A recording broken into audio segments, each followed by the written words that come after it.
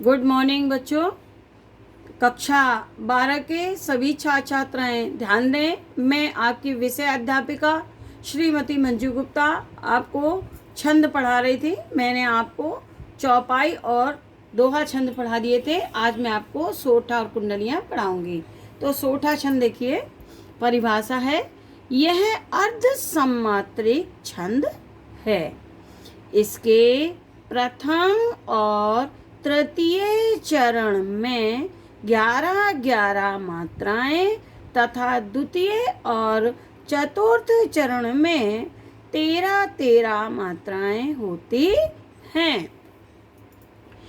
पहले और तृतीय चरण के अंत में गुरु लघु आते हैं और कहीं कहीं तुक भी मिलती है।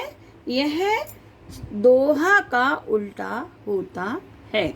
दोहा का उल्टा क्यों, कैसे? क्योंकि दोहे के प्रथम और तृतीय चरण में 13-13 मात्राएं होती हैं, द्वितीय और चतुर्थ में 11-11 मात्राएं होती है। उल्टा इसलिए है क्योंकि इसके प्रथम और तृतीय चरण में 11-11 मात्राएं हैं और द्वितीय और चतुर्थ चरण में 13-13 मात्राएं हैं, इसलिए यह दोहे का उल्टा होता है। परिभाषा मुख्य रूप से इतनी होती है। मैं तो पहचानने के लिए बताया आपको कि पहले और तृतीय चरण के अंत में गुरु लघु आते हैं और कहीं कहीं तुक भी मिलती है। यह दोहे का उल्टा होता है।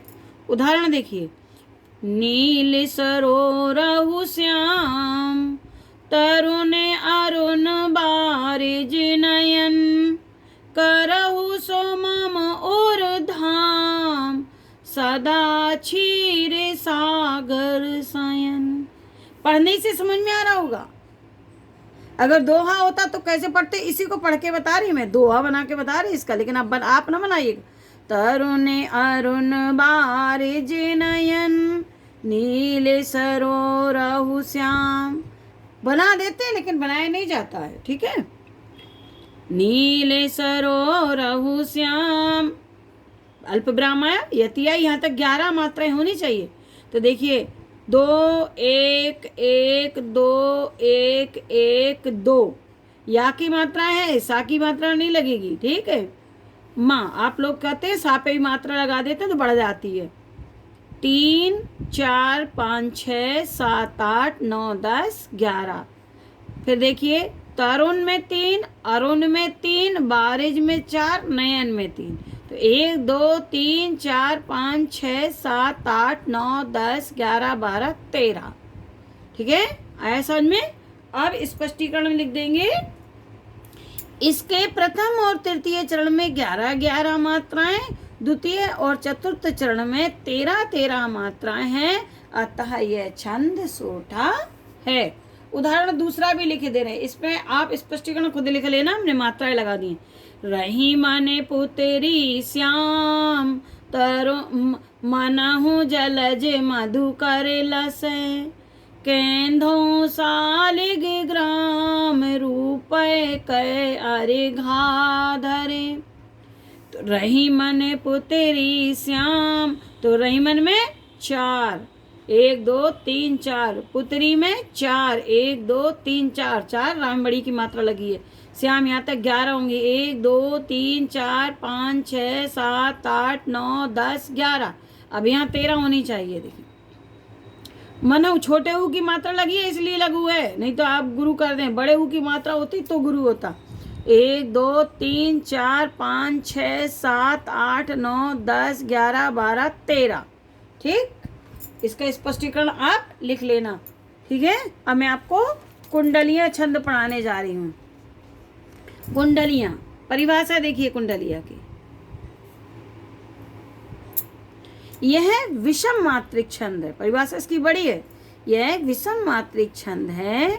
इसमें 6 चरण होते हैं। प्रत्येक चरण में 16 मात्राएं होती, प्रत्येक चरण में 24 मात्राएं होती हैं। प्रत्येक चरण में कितनी होती है? 24 मात्राएं होती हैं। गलती 16 बोल गई थी, सॉरी। प्रारंभ में एक रोला और बाद में प्रारंभ में एक दोहा प्रारंभ की 2 पंक्तियां किसकी होती हैं? दोहे की। और बाद में एक रोला जुड़कर कुंडलियां छंद बनता है। ये दोनों छंद मानो कुंडली के रूप में एक दूसरे से गुथे रहते हैं, इसीलिए इसे कुंडलियां छंद कहते हैं। फिर से देखिए, यह विषम मात्रिक छंद है। इसमें 6 चरण होते हैं, प्रत्येक चरण में 24 मात्राएं होती हैं।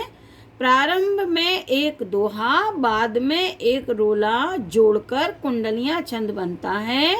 ये दोनों छंद मानो कुंडली के रूप में एक दूसरे से गुथे रहते हैं, इसीलिए इसे कुंडलियां छंद कहते हैं। अब इसकी पहचान क्या है? यह जिस शब्द से प्रारंभ होता है उसी शब्द से इसका अंत भी होता है। दोहा का चौथा चरण और रोला का प्रथम चरण का भाग होकर आता है। दोहे के चौथे चरण का भाग जो है रोले का प्रथम चरण का भाग होकर आता है। उदाहरण देखिए, लाठी में गुण बहुत हैं, सदा राखिए संग, गहर नदी नाला जहाँ तहाँ बचावे अंग, तहाँ बचावे अंग, झपट कुत्ता को मारे, दुश्मन दावागीर होए तिन्हू को झारे, कहे गिरधर कबीराय सुनो हो मेरे पाठी, सब हथियार न छाड़े हाथ में लीजे लाठी। अब देखिए, ऊपर लाठी से शुरू हुआ है और लाठी पे समाप्त हुआ है। और दोहे का अंतिम चरण देखिए, लाठी में गुण बहुत है, सदा राखिए संग, गहर नदी नाला जहाँ तहाँ बचावे। ये दोहे का अंतिम चरण है, परिभाषा बोली थी। तो ये दोहे का अंतिम चरण है, तो ये रोला का प्रथम चरण बन जाएगा। देखिए, तहाँ बचावे अंग, झपट कुत्ता को मारे, आ गया तहाँ बचावे अंग। अब ऊपर वाली पंक्ति मात्रा लगाएं, ला में बढ़िया का डंडा लगाएं और ठा में बड़ी की मत, तो दोनों गुरु होंगे। गुरु गुरु गुरु, लघु लघु लघु लघु लघु गुरु, लघु गुरु गुरु लघु गुरु गुरु गुरु। अब इसमें एक संग जुड़ेंगे, यहाँ 13 11 अलग नहीं करेंगे। 2 2 4 2 6 2 8 9 10 11 12 13 14 15 16 17 18 19 20 21 22 23 24। ठीक है, स्पष्टीकरण में क्या लिखेंगे?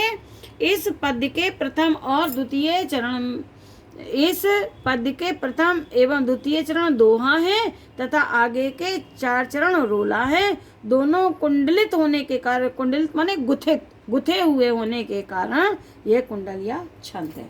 एक और मैं आपको उदाहरण लिख दे रही हूँ, उसका स्पष्टीकरण आप इसी तरह से लिख लेंगे।